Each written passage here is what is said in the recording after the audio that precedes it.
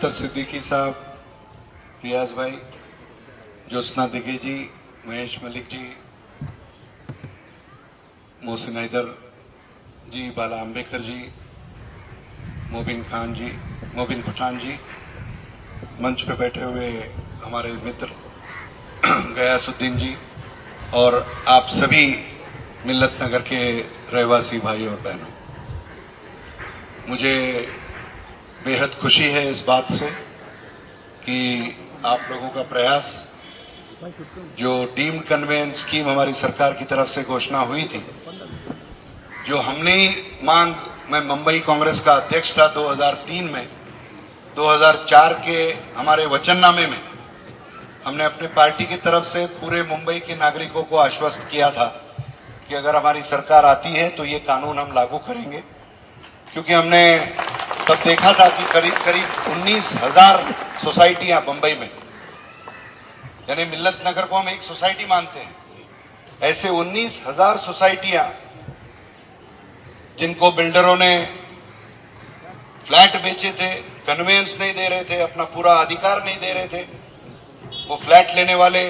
बेच नहीं सकते थे क्योंकि कागजात बराबर उनके नाम पर नहीं थे या सिटी सर्वे ऑफिस में उनका नाम का दाखला नहीं हुआ था। ये तमाम मजबूरियां जो लोगों के सामने थी, लाखों लोग मुंबई के इससे परेशान थे और हमने सुशील कुमार जी जो हमारे मुख्यमंत्री थे उनके पास निवेदन किया, मुंबई के नागरिकों को आश्वासन दिया, वचननामे में ये कार्यक्रम जोड़कर, और हम जीत कर आए। मुंबई में सारे सीटें हमारी लोकसभा की और ज्यादातर हमारे विधानसभा के विधायक जीत कर आए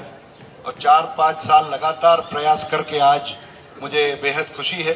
कि आप जैसे हजारों सोसाइटियों को डीम्ड कन्वेंस मिलता जा रहा है, रोज का मिलता जा रहा है, और उसमें मिल्लत नगर के अख्तर सिद्दीकी जी और गयासुद्दीन और महेश मलिक जी आपकी तरफ से जो, और ज्योत्सना दिगे जी जो प्रयास करने के लिए एक कोर कमेटी आपकी मुझे मिली, और तुरंत हमने एक फर्जी प्लान जो मंजूर हुआ था पहले, उसको रोकने के लिए हमने प्रयास किया। जो एफएसआई बड़ा था सरकार की तरफ से, जो पूरे मुंबई वासियों के लिए एक गिफ्ट थी, वो कि सोसाइटियों में अगर परिवार बड़ा हो गया है, बड़े फ्लैट आपको बनाने हैं, या अगर खुली जमीन बाकी है तो एफएसआई के ऊपर डेवलपमेंट हो जाए और उसका फायदा जो पुराने फ्लैट के मालिक है उनको हो, ताकि प्रॉपर्टी टैक्स और मेंटेनेंस टैक्स ये सारा मुफ्त हो जाए, जो वो पैसा सारा कॉर्पस बन जाए सोसाइटियों का। ये लक्ष्य रखकर हमने जो ये कानून लाया था, उसमें हम देखते हैं कि बिल्डर लोग जो बड़े बड़े प्लान्स बेचने के समय बताते हैं, इतना बड़ा प्लेग्राउंड होगा, इतना बड़ा खेल कूदने के लिए बच्चों के लिए ये साधन होंगे, बुजुर्गों के लिए ये, मनोरंजन के लिए ये कार्यक्रम हम करेंगे, वो करेंगे, ये करेंगे। फ्लैट बेचते समय तो ब्रोशर में बड़ी बड़ी बातें बताई जाती है और फिर देखते हैं तो आपके खिड़की के बाहर दूसरी बिल्डिंग आती है, मैदान सारे गुल हो जाते हैं, वहां पर बच्चों को खेलते बगैर वहां पर टावर आने लग जाते हैं। ये मामला किसी तरह से हमको रोकना था, और जो लोगों ने विश्वास से मकान पूरे बंबई भर में लिए थे, जैसे आप लोगों ने भी लिया है, जो एफएसआई का अधिकार आपके पास है, वो एफएसआई का अधिकार आपको दिलाने के लिए और ये डीम्ड कन्वेंस करवाकर आपका अधिकार पूरा करवाने के लिए ये हमने प्रयास किया। मुझे खुशी है कि 9 सोसाइटियों को और उनके उसमें रहने वाले सारे परिवारों को ये सरदर्द दूर हो गया है। अख्तर भाई ने जैसा बताया कि सिटी सर्वे में वो जो भी काम बाकी है, नाम चढ़ाने का वगैरह, आप बिल्कुल, मैं आपके साथ में हूँ और जहां जहां पर ताकत लगानी है वो भी करेंगे। और दूसरे सोसाइटियों को भी मैं इस मंच से कहना चाहूंगा, मैंने पहले ही पूछ लिया, उन्होंने भी अप्लाई किया है क्या, उनको भी आप कहे, जो उनका अधिकार है बिल्कुल आप अप्लाई करिए, मैं करवा के देता हूं उन सभी लोगों को, और ये आपका अधिकार है। ये आपने जो हमको पहली बार इस क्षेत्र से, 5 बार मैं लोकसभा बंबई से जीत के गया हूं और पहली बार यहां खड़ा हुआ, मिल्लत नगर के भाइयों ने आशीर्वाद बहुत बेहतरीन दिया। मैं उम्मीद करता हूं ये आशीर्वाद हमेशा रहे और मैं आपके साथ हमेशा हूं, आपके हर सरदर्द को दूर करने के लिए हूं। और जो भी परेशानी जो भी परेशानी आपकी ये फर्जी प्लान महानगर पालिका में जो पेश हुआ था, जिसकी वजह से यहाँ पर डेवलपमेंट भी नहीं हो रहा था और डेवलपमेंट का लाभ आप लोगों को नहीं मिल रहा था, वो लाभ आपको मिले, इसके लिए मैं हमेशा आपके साथ हूँ। और हमेशा कुछ भी काम रहे, शनिवार रविवार मैं यहाँ रहता हूँ, कुछ भी आपकी दरख्वास्त हो, हर तरह से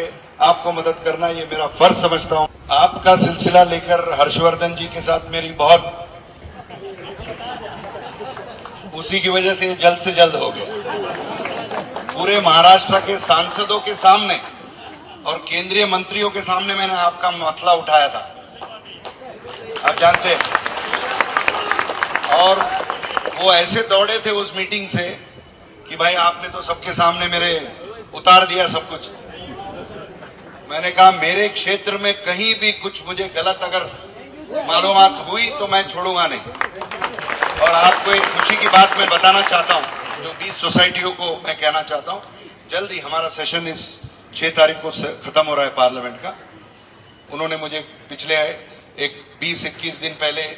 आपके जैसे 4 और बड़े प्रकल्पों को भी मंजूरी दी है बताने के लिए खास फोन किया था।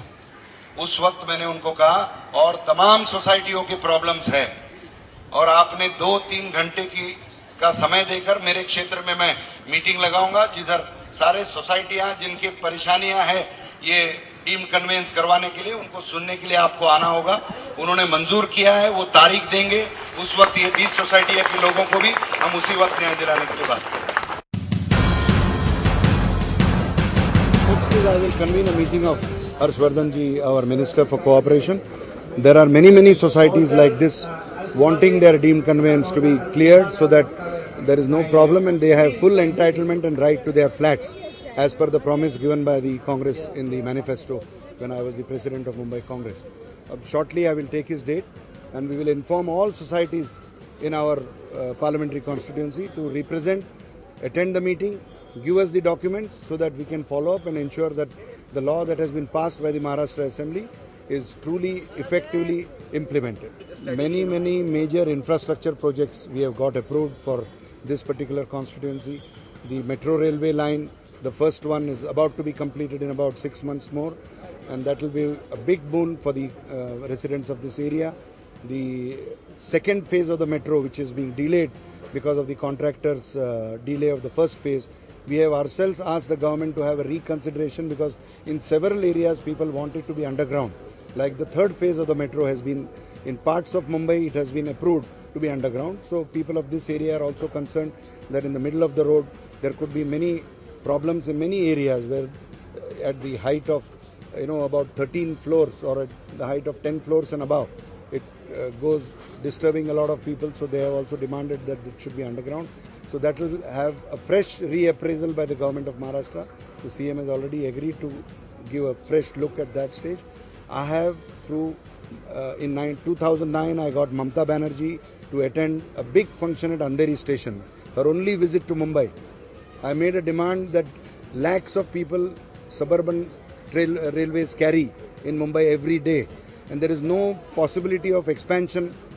on either side because this is an island city, we don't have enough space. So we gave the idea of an elevated railway.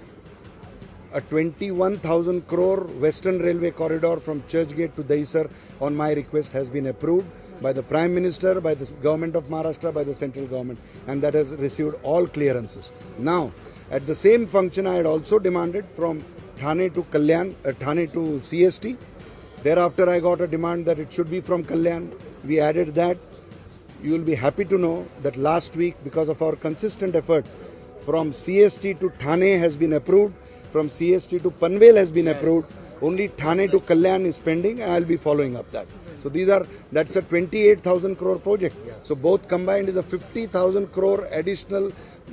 facility for Mumbai citizens, only on the railway corridor.